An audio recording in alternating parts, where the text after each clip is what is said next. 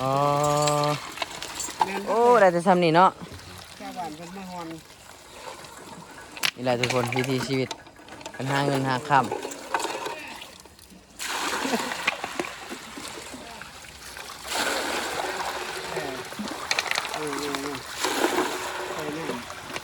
ได้บ่บาทหนึงกับบ่มีบ่บ่ได้บ่แม่คันได้เอามาขายโอ้มีบ่ลูกสาวอยากเป็นลูกเคยโอ้ยโอ้ยเนาะหาถามซื้อข้ามบ่ได้ถามหาลูกสาวแล้วได้บัดนี้ สบายดีสวัสดีพ่อแม่พี่น้องมาพบกับบ่าวไทยบ้านนอกคือเก่าเนาะทุกคนเนาะตอนนี้บ่าวไทยบ้านนอกเนาะกับบ่าวแสบเนาะทุกคนสีพาไปหาซื้อทองคำไทยเวลาทุกคนเนาะเขาว่าทองคำลายเนาะมื้อนี้สิพาบ่าวแสบไปซื้อเนาะแล้วก็ไปหาผู้สาวเวลาเลยเนาะสิได้พ่อสาวเวลาบ่ทุกคนเนาะ ว่าจะไปซื้อทองคำแต่จริงๆแล้วอยากไปหาผู้สาวแหละทุกคนเนาะถ้าพอผู้สาวกะสิคุยผู้สาวถ้าพอทองคำก็ซื้อทองคำถ้าพอเงินห้างก็ซื้อเงินห้างทุกคนเนาะมื้อนี้นะไปเที่ยวแหละทุกคนเนาะบ่าวแสบเพิ่นว่ายังบ่เคยเห็นเมืองเวลาบุรีเดี๋ยวมื้อนี้สิพาเพิ่นไปเบิ่งสาวเมืองเวลาบุรีจะเป็นจังไดงามคือจังสาวอันอาชพรที่เรามักไปอยู่บ่เนาะไปเดี๋ยวเฮาไปนํกันมื้อนี้เนาะ ในระหว่างทางอันมีการก่อสร้างอยู่ทุกคนเนาะโอ้บุญบังไฟเนาะ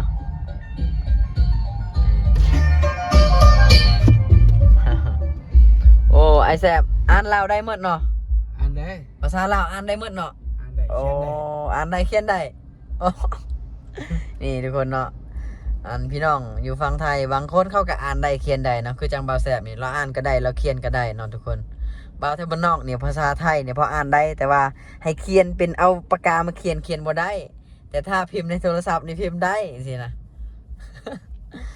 นี่เราอ่านได้เนาะนี่แล้วว่านี่ทางหน้ามีการก่อสร้างมันว่า ถึกเนาะเราอ่านถึกมื้อนี้มุ่งหน้าสู่เมืองวิระบุรีทุกคน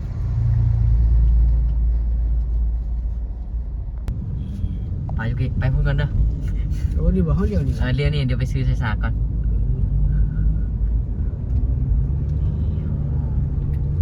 รถนี่เป็นรถเขาจะเอาไปหาซื้อตัวแบตัวมาเด้อ เห็นที่ใส่กรงจังสินะบอแสบอกว่าอยากลองกินขี้ไงอยู่ทางเมืองเวลา นี่โอ้ทุกคนตอนนี้ก็สะดวกแล้วแหละบ่าวแต่บ้านนอกเนาะขี่รถเก่งมานำบ่าวแสบเมื่อก่อนเนาะไปกับไอ้บ่าวเวียดนะทุกคนขี่รถจักรไปโอ้ยเบิ่งญี่ปุ่นทุกคนเนาะมันก็เรียบร้อยแล้วเพื่อสิฮอดเมืองเวลาบุรีนี่เห็นบ่พูดลายเลยพระเจ้ากำลังเห็นทางอยู่เนาะแต่ว่ายังไม่ทันแล้วเชียวทุกคนเนาะโอ้ตายขี้ฝุ่นพี่น้องเอ้ยสำหรับผู้ใดขี่รถจักรไปนี่ตายแจ๊บบอกเลยว่าแจ๊บทุกคน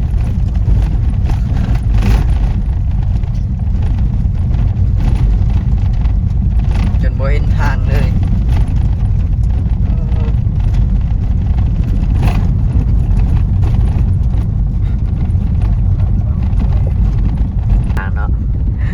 บ่าวแสบไปผจญภัยเนาะทุกคนเนาะ พารถเก่งไปบุจนทางเวลาบุรี โอ้นี่ทุกคนข้าเจ้าก็เริ่มเห็ดอยู่เนาะหนทางนี่เนาะมันก็เริ่มดีอยู่สมมตินี่ทุกคนข้าเจ้าเริ่มเห็ดเนาะมองใดที่แบบบ่มีหมู่บ้านคนเนาะข้าเจ้าก็เฮ็ดแบบธรรมดาไปเนาะข้าเจ้ายังเฮ็ดอยู่หมดแล้วแต่มองใดที่มีหมู่บ้านข้าเจ้าก็เร่งเฮ็ดจังซี่นะทุกคนเขาก็เล่งเห็ดเนาะงามแบบนี้นะรถเก่งไปสบายหน่อยแซมเนาะสบาย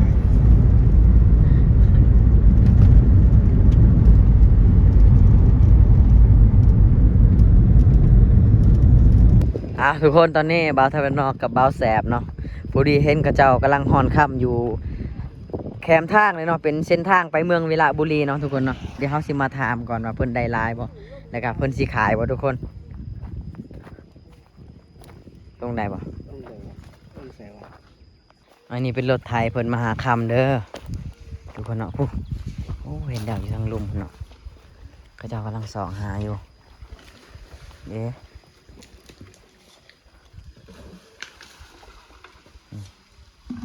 ไปเดี๋ยวเราลงมาถามนำกันเนาะจังหน่อย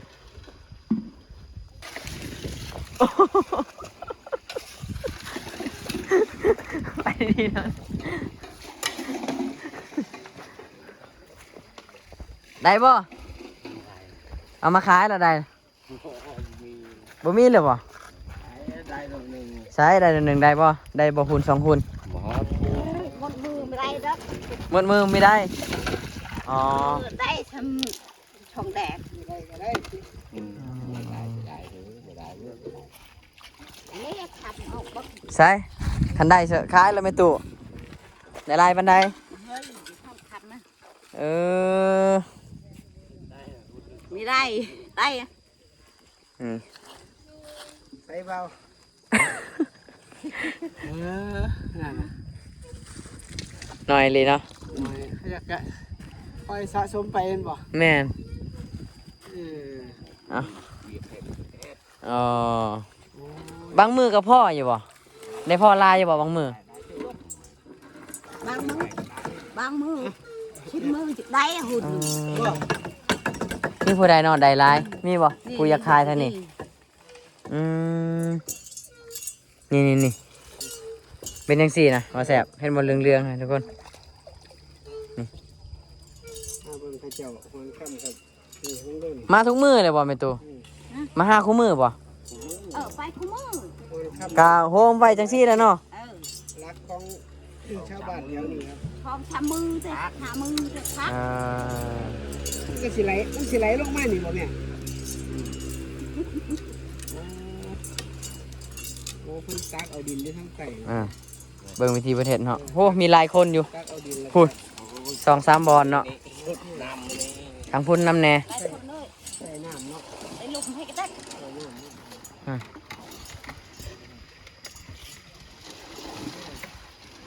เดี๋ยวมาแล้ว คำนะครับ อ๋อ แม่น โอ้ได้แต่ซ้ำนี่เนาะ ชาวบ้านเพิ่นมาฮอน นี่แหละทุกคนวิถีชีวิตกันหาเงินหาค่ำ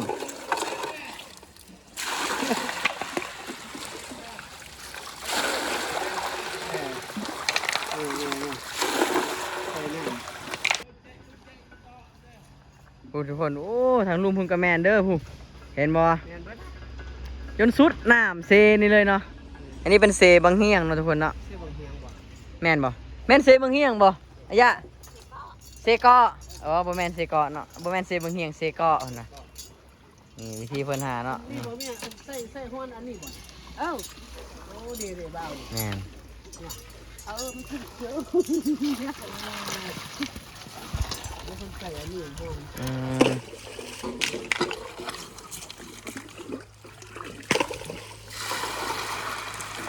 ตอนแรงเจ๊บ่อายะตอนแรงบ่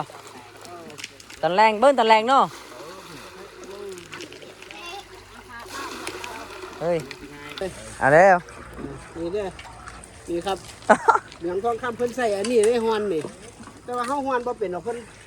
สมมุติว่าเอาดินใส่สิบ่ แม่นแหละ สิฮ้อนได้วะ สิแหละ สิว่าเบา แม่นจังซี่แหละ โอ้ยเฮ็ดบ่เป็นเลย เฮ็ดบ่เป็น โอ้ยชัวร์สิได้เด้เนาะ เพื่อสิได้เพื่อสิได้นี่ ชัวร์สิได้เด้นี่ดีเนาะ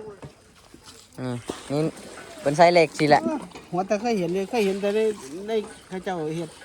เคยเห็นแต่ในคลิปเนาะ แต่บ่เห็นตัวจริงเนาะ นี่ล่ะเคยเห็นเลย อ๋อ ดีมากไหม มันตั้งง่ายเนี่ยก็เบิ้นบ่เชิงกะลำปัดกะลำเนี่ยเบิ้นบ่เจ๊น่ะเบิ้นเนาะอ๋อเพิ่นหาค่ำเนาะยามมื้อแรงเพิ่นมาขายเลยเนาะเพิ่นก็ได้มือหนึ่งต่อ3-4แสนนี่แหละเนาะแต่ถ้าโชคดีอีหลีเพิ่นได้มือละฮูน2ฮูนจังซี่นะก็เป็นล้านเลยทุกคนเนาะนี่คือวิถีชีวิตการหาเงินหาค่ำของเมืองเซโปนเนาะเพิ่นหาค่ำตามห้วยตามน้ำเซจังซี่เลยพี่น้องบ่าวไทยบ้านนอกกับบ่าวแสบสิมาซื้อเนาะตอนนี้เนาะ ธรรมชาติ อือ เป็นตักดินขึ้นมา เพิ่นว่าทายามมื้อแรงเด้อเพิ่นว่าคอยสิเอาอันจัก โล2โลให้เจ้าเด้อมาขายว้ายได้หลายอีหลี เป็นโลดสิ เอาเป็นโลเลยเนาะแม่ตูเนาะว่าเอาดอกเป็นหุ่นเนาะนี่เนาะเพิ่นจะใส่เป็นมักกะลอกจังซี่เนาะตักเอาดินจากพื้นน้ำแล้วก็มาเทใส่นี่เนาะแล้วก็เพิ่นจะเก็บเอาตัวนี้นะมาเทใส่แนวฮ้อนเนาะแล้วก็มาฮ้อนเพราะว่าค่ำมันสิตกใส่นี่เบิดเพิ่นว่าเนาะนี่เพิ่นเฮ็ดจังซี่แหละก็ดีกว่ายูลาล่าเด้อทุกคนเนาะเพราะยูลาล่าก็คือบ่ได้เงินนี่เฮามาเฮ็ดจังซี่นะแต่ละมื้อ 3-4 แสนก็ยังดีเนาะแม่ตูนเนาะ เอาตามเสียงโศกเนาะ บ้านเฮานี่มีแต่เฮ็ดอันนี้บ่ได้เฮ็ดมันจีบบ่ได้ โอ้อยู่ในบ้านมีแต่เขาเจ้า มีแต่นี่ 5 คำจังซี่เนาะ โอ้ เขาเจ้าบ่เฮ็ดให้แล้วบ่ บ่ได้กินยังนี่ อ๋อเฮ็ดให้บ่กุมกินแล้ว ก็เลย5 คำมาขายแทนจังสิกุมกินเนาะอืมเพิ่นว่าเฮ็ดให้บ่กุมกินเนาะก็เลยมาหาฮอนคำจังซี่เนาะถ้ามือโศกดีเพิ่นก็ได้หลายทุกคน ทำน้ำแข็งที่เรา อ๋อ ทำคุยมาลา เฮ็ด บัก ห้ ให ว ญ่ ยเฮ็ บั ด ก ห้ ให ว ญ่ ย มีอยู่บ่ลุงผู้ที่แบบได้พ่อตัวใหญ่ๆอะมีอยู่บ่ มี ไม่เยอะ อยู่ในบ้านได้ โอ้ เป็นบาท ขายหมดแล้ว เป็นสิเรื่องเป็นบาท ไปคุย แม่น มา มี ลา ฮอดบาทเลยเป็น อ ก้อน ยู่อยู่บ้านได้อยู่บ้านนี่อยู่ บ้านเฮานี่ บ้านวงมูทางไหนกายแล้วเจ้า นี่ทาง ค่อยกายแล้วเนาะบ้านเจ้าเนาะ เป็นก้อนใหญ่ก็เคยได้บ่พอได้ซ้ำนี่เป็นบาทเลยบ้า โอ้เจ้า ได้ว่าถูกไหนเป็นบาทเป็นเลือกถูก โอ้ เขาไปคุยมาลา อืม เป็นบา เห็ ท นเลยยังไงก็ แต่ว่าเขาขายให้เวียดหมดแล้วเนาะ ขายเยอะ ไปหมดแล้ว น้ำเมียงกับเราน้ำเมียงก่อนน้ำเกาะเสกาะ เซก็ อ้าวทับ เอาจะหน่อยมันสิไล่หมดจะหน่อยคำฮะแล้วแต่โศกแล้วแต่มารเด้อแล้วแต่วาสนาเด้อพี่น้อง ตักขึ้นมา ถ้าโศกดีกับได้พ่อซ้ำโปรนิ้วมือจังสี่นะห้อยมีเงินแล้วทุกคนได้เงินซื้อข้าวซื้อน้ำเราแหละเพิ่นว่าได้ เพิ่นว่าเช่าเฮ็ดให้เฮ็ดหน้าเลย เศร้าแล้วเฮ็ดให้เฮ็ดหน้ามาหาคำอย่างเดียวเลยตอนนี้ หาคำที่ เออ ที่เรียกว่า เจ้าว่าบ่แสบถ้าสมมุติว่าเอารถจกนะมาจกเลิก ได้ ๆขึ้นมาแล้วก็เอามาฮ้อนเนาะ ได้ คือสิได้หลายเนาะ ที่เพิ่นเขาเฮ็ดเป็นไอ้เลี้ยงท้องยังไงอะ นั่นแหละ อันนี้ชาวบ้านเพิ่นบ่มีเครื่องมือเด้อเพิ่นเอาจังซี่แหละนี่มันก็ตกลงไอ้ขาเขียวที่เพิ่นปลูกไว้นี่เนาะ โอ้นี่เนาะอันนี้จะเป็นพวกผู้หญิงเนาะก็จะหา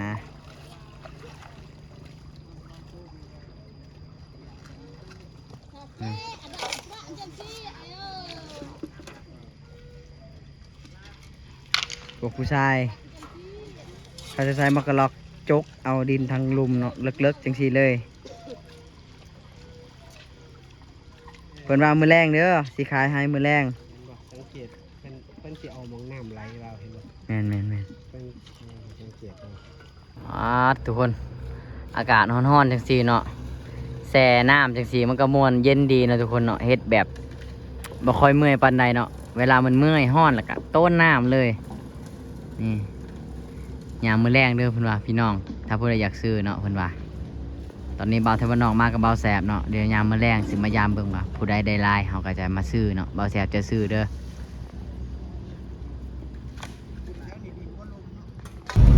ตายพี่น้องบ้านนี้เสียงมันเมืองวิไลอยู่บ่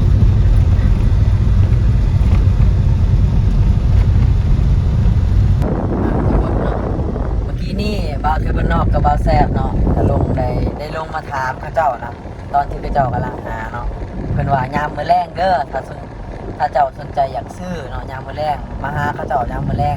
ตอนนี้คือเขาเจ้ากำลังสอบอยู่เขาเจ้ายังบ่ทันได้ขายเด้อเนาะคือว่าทุกคนเนาะบางคนก็ได้หลายบางคนก็ได้น้อยเนาะแล้วแต่วาสนาหรือโชคชะตาไผมันเนาะผู้ใดได้หลายซ้ำนิ้วก้อยนิ้วโป้จังซี่น่ะโอ้ยมีแห้งเลยแหละทุกคนเนาะเป็นบาทเลยแหละเนาะบ่าวแซ่บเนาะทำซ้ำนั่นมาเห็นบ่พี่น้องอันนี้คือก่อนจะฮอดตัวเมืองเวละเด้อพี่น้องเนาะในระหว่างทางเนาะก็ ก็สิมีหม่องที่เขาเจ้าขุดค่ำเนาะทุกคน อันนี้นะเป็นบ่อค่ำของเมืองเซโปนหรือว่าวิระบุรีเนาะทุกคนเนาะนี่เลยเนาะเห็นบ่พี่น้องบ่อค่ำของเมืองเซโปนแล้วกับวิระบุรีเด้อหมองนี้เนาะที่เขาเจ้าขุดทุกคนเนาะ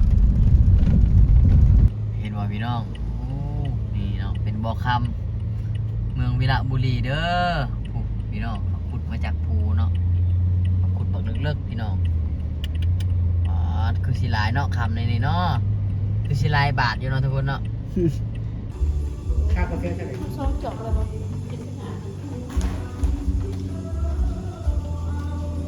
แวะมากินกาแฟที่เมืองเวลาเนาะ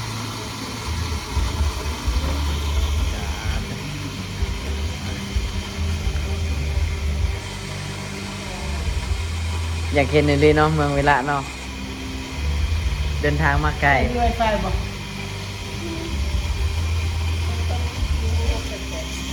จุดประสงค์ของเรากาแฟสดๆเป็นทีเลยนะห้านี่โอเคมาพี่น้องมากินกาแฟอยู่เมืองวิระบุรีเด้อกาแฟสดๆเลย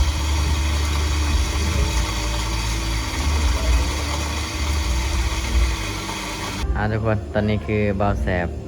พามากินกาแฟเนาะที่เมืองวิระบุรีเนาะคนว่าขับรถอยากรับแล้วเนาะจุดประสงค์ที่อยากไปมื้อนี้นะก็คือจะไปฮอดประธานนั่งลาวเนาะไปบ่ฮอดทุกคนเนาะรถเก่งเนาะไปบ่ได้เนาะยอมตอนนี้ก็เลยวนรถกลับคืนก็เลยอากาศมันร้อนแวะมาตากแอร์แล้วก็กินกาแฟจักคราวหนึงคอยเดินทางเนาะคือเดินทางกลับสู่เซโปนแล้วทุกคนว่าสิไปเบิ่งสาวเวลาจักคราวหนึงบ่ได้ไปซั่นเนาะบ่ได้เห็นซ้ำบ่ได้พอจักคนซ้ำทุกคนพอแต่ผู้เดียวเนาะสาวไปหากาแฟนี่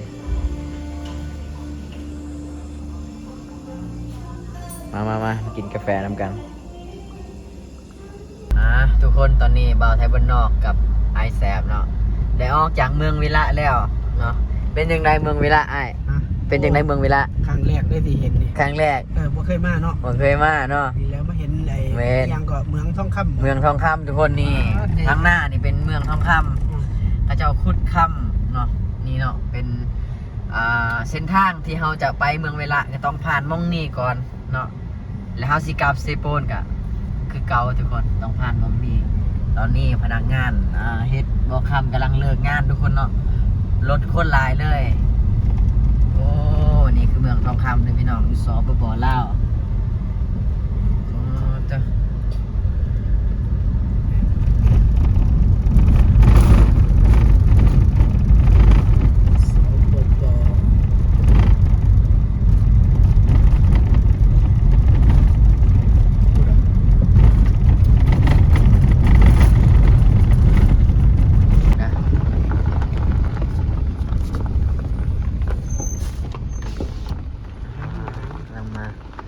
ได้บ่คำเอามาขายนี่รับซื้อโอ้บ่ได้เลยบ่ได้บ่บาทหนึงกับบ่มีบ่ บ่ได้บ่แม่ คันได้เอามาขาย ก็ได้ขายไม่ได้ โอ้มีบ่ลูกสาวอยากเป็นลูกเคยโอ้ยโอ้ยเนาะหาถามซื้อคำบ่ได้ถามหาลูกสาวแล้วได้บัดนี้ ทุกคนเดี๋ยวพ่อแม่ตู้เพิ่นมาแต่หาค่ำเนาะเขาสิถามเพิ่นก่อนเพิ่นได้บ่สบายดีแม่ตู้ ได้บ่ ได้บ่ทองคำน่ะ ไม่ได้เลย มีได้เลย อืม โอ้ มันต้องก็ไม่ได้ช้ำบาง ก็เดียวว่ามีจักบาทหนึงเอามาขายให้ลูกแน่ โอ้จากบ้านเขาจะได้เด็กแวนน้อยนึงทางไม่ได้ มีได้เลยเนาะ คนมันก็บ่เห็นลูก เบิ่งอีหยังนี่บ่มีหยังเลย บ่ไม่ยังเลย หมดมื้อนี้บ่ได้หยังเลย ไม่ได้เลยไปขโมยมันไม่ได้เลยไปละล่าไปให้โมย ค่ำครับ ไปจังมื้อเลยไปฮอนค่ำ โอ้จะเป็นโมยเลยไปมันไม่ได้เลย บ่ได้จะกีบเลย 7-8 มื้อล่ะ อืม เขาเจ้าคือได้หลายซั่นแม่ตู้ บ่ได้ บางคนเขาคือได้หลายผู้ใดก็ได้เนาะ ผู้ใดก็ได้ลูก แล้วแต่โศกบ่ ได้คนเขาคนหอยนั่นหอยก็ไปได้ลูก โอ้ บางหอยนี่ไม่ได้ นี่ โดยเนาะ มันเนาะ ไม่บางหอยนี่ก็ได้แต่เก่าอ่ะ อ๋อ ใช้เจ้าได้เป็นตูใดบ่โอ้คันได้เอามาขายให้ลูกซื้อบ่ได้เนาะบ่ได้เนาะอันนี้บ้านยังไหมบ้านยังไม่ตูบ้านยังนี่ นี่อะ บ้านยังนี่ บุจักเขาบุจักอะ บ่จักบ้านตัวเองโอ้ยสุดแล้ว บ้านปุ้ง บ้านปุ้ง อ๋อพี่บอกบ่จักบ้านตัวเอง บ้านปุ้ง เงินเก่าเงินแก่ก็มีบ่แม่บ่ บ่ไม่ฮอนเงินเก่าลูกเอ้ย ยันว่ามีเงินเก่าเงินห้างพวกใส่คอเงินใส่คอค้ำตัวมันขาดข่อยก็ซื้อเด้อ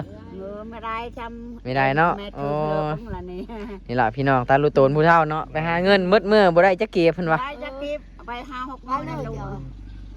ยี่ได้ เฮ้ข่อยมาแต่เซโปน อ๋อ ยี่ได้พ่นมันก็ไม่ได้ มีได้เนาะ ยี่ได้หุบมันก็ไม่ได้บ่เชิงเพิ่มลูก เขาว่า5ค่ำกับ5ค่ำคือกันเนาะ 5ค่ำคือกันมันแม่นคือบ้านหมู่ แต่ว่าบ่ได้เนาะ บ้านแม่นี่ไม่ได้ อืม ไปโม่นซื่อๆไม่ได้เฮ็ดเลยหรอก บางมื้อไปเคยได้บ่แม่ตู่บ่เคยได้อยู่บ่บ่เคยเลย